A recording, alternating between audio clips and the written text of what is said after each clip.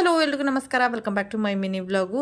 ಸ್ನೇಹಿತರೆ, ಎಲ್ಲರ ಮನೆಯಲ್ಲೂ ಓದೋ ಅಂಥ ಮಕ್ಕಳು ಇದ್ದೇ ಇರ್ತಾರೆ. ಸೊ ಮಕ್ಕಳನ್ನ ಓದಿಸೋದಕ್ಕೆ ಕೂರಿಸೋದಕ್ಕೂ ಮುಂಚೆ ಅವ್ರಿಗೆ ಈ 3 ಸ್ತೋತ್ರಗಳನ್ನ ಹೇಳಿಸಿ ಖಂಡಿತ ತುಂಬ ಒಳ್ಳೆಯದಾಗುತ್ತೆ ಅಂತ ಹೇಳಿ ನಾನು ಭಾವಿಸಿದ್ದೀನಿ. ನನಗಂತೂ ಈ ಸ್ತೋತ್ರಗಳನ್ನ ಹೇಳಿಸೋದಕ್ಕೆ ಸ್ಟಾರ್ಟ್ ಮಾಡಿದ್ಮೇಲೆ ಮಕ್ಕಳಿಗೆ ತುಂಬ ಒಳ್ಳೆಯದಾಗಿದೆ ಅಂತ ಅನ್ನಿಸ್ತು. ಸೊ ಹಾಗಾಗಿ ನಾನು ನಿಮ್ಮ ಜೊತೆ ಶೇರ್ ಮಾಡ್ಕೊಳ್ತಾ ಇದ್ದೀನಿ.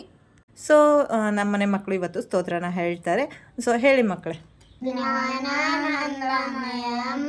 ದೇವಂ ನಿರ್ಮಲಂ ಸ್ಫಟಿಕಕೃತಿಂ ಆಧಾರಂ ಸರ್ವಂ ವಿಜ್ಞಾನಂ ಹಯಗ್ರೀವಂ ಉಪಾಸ್ಮಹೇ ಸರಸ್ವತಿ ನಮಸ್ತುಭ್ಯಂ ವರದೆ ಕಾಮರೂಪಿಣಿ ವಿದ್ಯಾರಂಭಂ ಕರಿಷ್ಯಾಮಿ ಸಿದ್ಧಿರ್ಭವತು ಮೇ ಸದಾ ಬೆನಕ ಏಕದಂತ ಬಚ್ಚೆ ಕಲ್ಲು ಪಣಿಪೀಠ ಮುಕ್ತಿನುಂಡೆ ವನ್ನಗಂಟೆ ಒಪ್ಪುವಂತ ವಿಘ್ನೇಶ್ವರನಿಗೆ 21 ನಮಸ್ಕಾರಗಳು.